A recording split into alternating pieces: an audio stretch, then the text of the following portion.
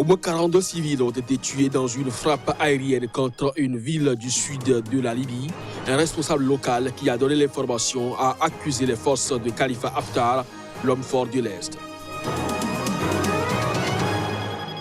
53 migrants ivoiriens et soudanais interdits d'entrer illégalement sur le territoire tunisien. Une décision du ministère tunisien de la Défense condamnée par des ONG qui dénoncent une violation des droits de ces personnes. 10 ans de prison ferme, c'est la sentence requise par un tribunal algérien contre un manifestant ayant brandi un drapeau berbère. C'était lors de rassemblements contre le régime.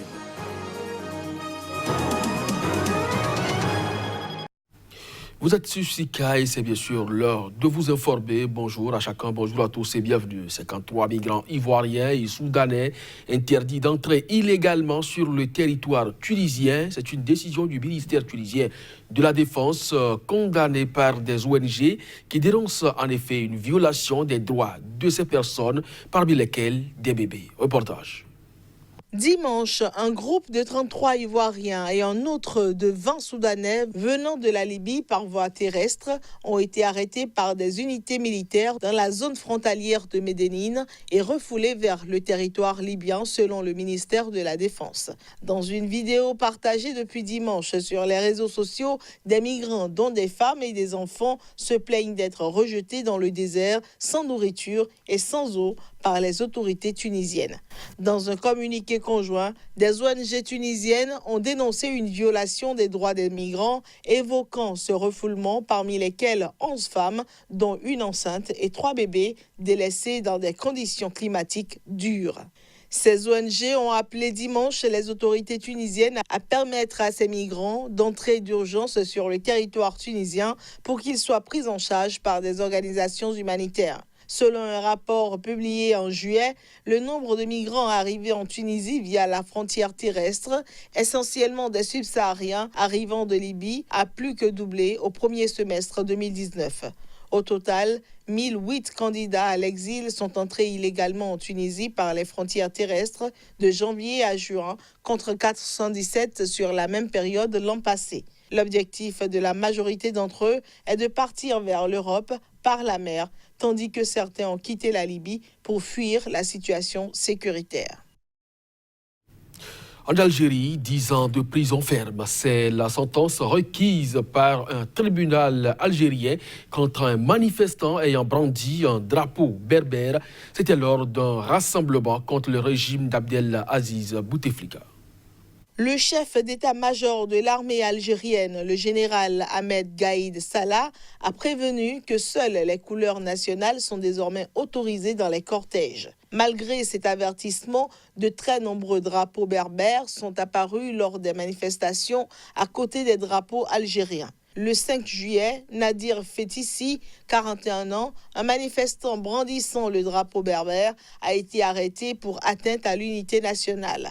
Jugé lundi par le tribunal d'Annaba, il encourt désormais une peine de 10 ans de prison ferme et une amende de 200 000 dinars, soit 1 500 €. D'après son avocat, il n'existe pourtant aucun texte juridique interdisant de brandir un autre drapeau que le drapeau national. Le verdict sera rendu jeudi, selon l'avocat, qui a précisé que son client brandissait également le drapeau algérien. Près de 60 personnes ont été arrêtées et placées en détention préventive en attendant leur procès dans plusieurs villes de l'Algérie, dont une grande partie à Alger, pour des motifs similaires. Selon la presse algérienne, 2 personnes ont déjà été jugées et condamnées à 2 mois de prison avec sursis contre les 5 ans de prison ferme requis par le procureur. Depuis le 22 février, l'Algérie est secouée par un mouvement de contestation marqué par des rassemblements hebdomadaires contestant d'abord le régime de Bouteflika, puis, après sa chute, exigeant le départ de ses anciens fidèles encore au pouvoir. Au moins 42 civils ont été tués dans une frappe aérienne contre une ville du sud de la Libye. Un massacre, du moins un responsable local qui a donné l'information a accusé les forces de Khalifa Haftar, l'homme fort de l'Est libyen, pour ce massacre. Reportage. Le gouvernement d'union nationale basé à Tripoli a confirmé cette frappe dimanche soir contre le quartier Al-Kala à Morzouk en Libye. Au moins 42 personnes y ont perdu la vie et plus de 60 blessés, dont 30 dans un état grave, sont enregistrés. Un regard accusateur est jeté aux forces du maréchal Haftar, rival du gouvernement d'union nationale. Ce nouveau raid aérien est survenu alors que près de 8 ans après la chute du régime de Mouammar Kadhafi, le pays riche en pétrole reste meurtri par les luttes de pouvoir, les combats et les attaques. En effet, selon un membre du conseil municipal de Morzouk, un bâtiment gouvernemental où étaient réunies plus de 200 personnes a été visé par 3 frappes. Les organisations locales et internationales sont appelées à l'aide pour gérer cette catastrophe. Le gouvernement d'union nationale a, dans un communiqué, condamné avec force ce raid et fait porter aux milices de Haftar l'entière responsabilité de cette attaque, mais également celle de toutes les hostilités et les violations depuis la présence de ces milices dans la ville et dans le sud de manière générale. Les forces du général Haftar, qui contrôlent la ville de Morzouk, étaient injoignables dans l'immédiat. Avec ses 50 000 habitants majoritairement de l'ethnie Toubou et son emblématique forteresse construite il y a plus de 7 siècles, Morzouk est une oasis au sud-ouest de la Libye, située à près de 900 km au sud de Tripoli. Le raid sanglant dans le sud a eu lieu alors que des combats ont eu lieu entre les forces du gouvernement d'union nationale et l'ANL, qui a lancé une offensive le 4 avril pour conquérir Tripoli. Après près de 4 mois, les pro-Haftar stagnent aux abords de la capitale, freinés par les pro-gouvernement d'union nationale.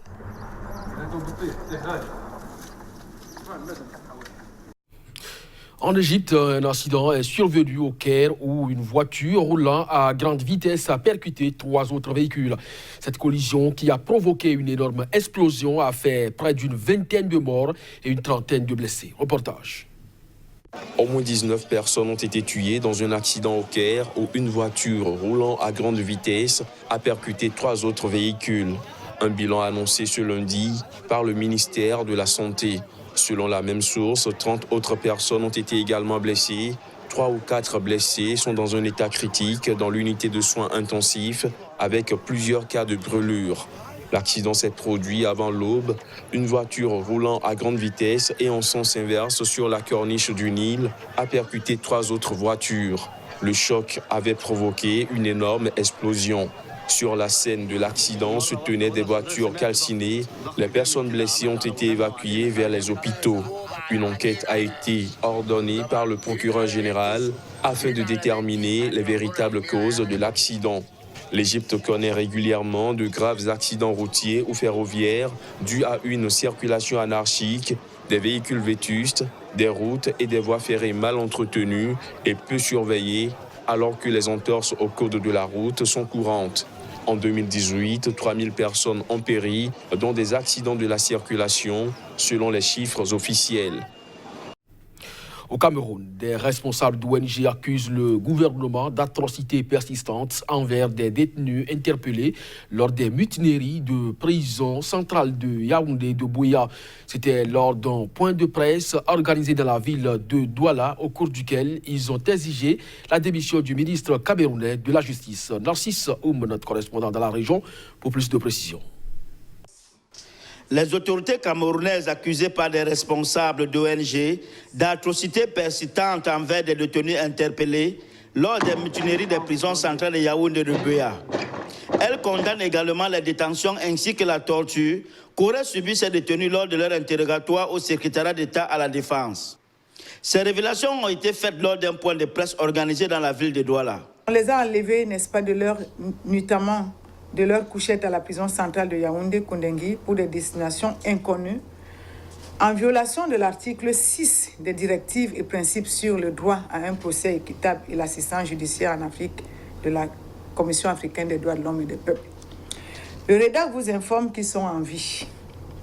Des images de certains d'entre eux ayant fait le tour des réseaux sociaux et des éléments en notre possession démontrent à suffisance qu'ils ont subi des actes de torture physique, psychologique et autres traitements inhumains et dégradants. Et le REDAC tient sans embâche pour responsable les autorités camerounaises s'il arrivait quoi que ce soit à ces prisonniers. Le REDAC, qui se tient solidaire tant sur la forme que sur le fond du rapport d'Amnesty International, demande toute affaire cessante les démissions sans autre forme de procès du ministre de la Justice, du secrétaire d'État en charge de l'administration pénitentiaire et du directeur de l'administration pénitentiaire. Selon ces ONG, plusieurs prisonniers manquent à l'appel, parmi lesquels des leaders sécessionnistes liés d'une manière ou d'une autre à la crise anglophone, ainsi que des membres du mouvement pour la renaissance du Cameroun. Ces ONG demandent également la libération immédiate des personnes interpellées lors des marches dites blanches de janvier et juin 2019. Une semaine après la réunion des leaders de l'Amouka Lubumbashi, Martin Fayulu, qui revendique toujours la victoire de la présidentielle de décembre 2018, a tenu un meeting à Kinshasa. Objectif, dit-il, éveiller ses militants. Reportage. C'est un terrain que Martin Fayulu connaît très bien. Ses meetings ici, au camp Luka, connaissent toujours un grand succès. Il est venu dire à ses militants qu'il n'abandonnera pas le combat de la vérité des urnes. Quoi qu'il fasse, la vérité des urnes va être révélée. N'est-ce pas comme ça ? Il ne faut pas avoir peur, a lancé à ses supporters Martin Fayulu, et ce, même plusieurs mois après la tenue des élections. Cela fait 7 mois depuis les élections. Est-ce que la flamme s'est éteinte, a-t-il poursuivi? Martin Fayulu s'est une fois de plus attaqué à l'ancien président Joseph Kabila, qu'il accuse d'utiliser la corruption pour, dit-il, maintenir son système même après les élections. Il a également apporté son soutien publiquement à Jean-Jacques Muyembe, nouveau coordonnateur de la riposte contre Ebola, qui sévit dans les provinces de l'Ituri et du Nord Kivu. On a placé là Dr Muyembe. C'est lui qui avait combattu Ebola à Bikoro. C'est un fils du pays qui s'y connaît. Il faut le suivre, a expliqué le candidat à l'élection présidentielle de 2018. Martin Fayulu ne s'est par ailleurs pas appesanti sur l'avenir de la plateforme Lamuka qu'il co-dirige avec Jean-Pierre Bemba, Moïse Katumbi et Adolphe Mouzito. Cette sortie intervient une semaine après la réunion des leaders de Lamuka à Lubumbashi. Le dirigeant chiite nigérien Ibrahim Zakzaky, dont l'emprisonnement a provoqué des manifestations réprimées dans le sang, a été autorisé par un tribunal à se rendre sous caution en Inde pour se faire soigner. L'annonce a été faite ce lundi par son avocat. Ibrahim Zakzaky, fondateur du mouvement islamique du Nigeria, MIN, est détenu avec son épouse Zina Ibrahim depuis leur arrestation en décembre 2015 après la répression d'une manifestation qui avait fait plusieurs centaines de morts. Le MIN est un groupe représentant la minorité chiite du Nigeria où la majorité des musulmans est d'obédience sunnite.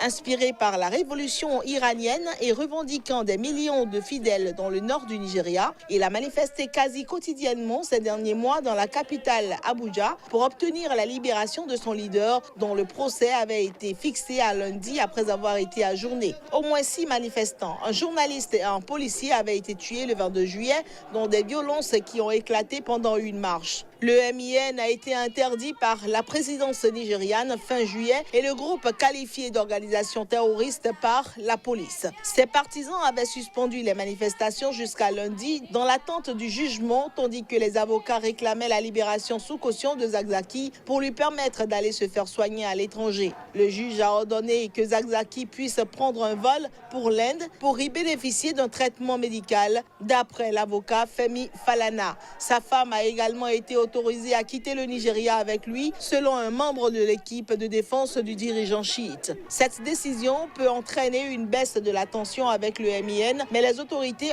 ont dans le passé ignoré une décision de justice demandant en 2016 la libération de Zakzaky, lançant contre lui d'autres poursuites, notamment pour homicide, un crime passible de la peine de mort. Selon le parquet, l'accusation étudie le jugement pour voir si elle va faire appel. Ce sera donc tout pour cette édition. Merci à vous de nous avoir suivis. Très bonne journée accompagnée de nos programmes.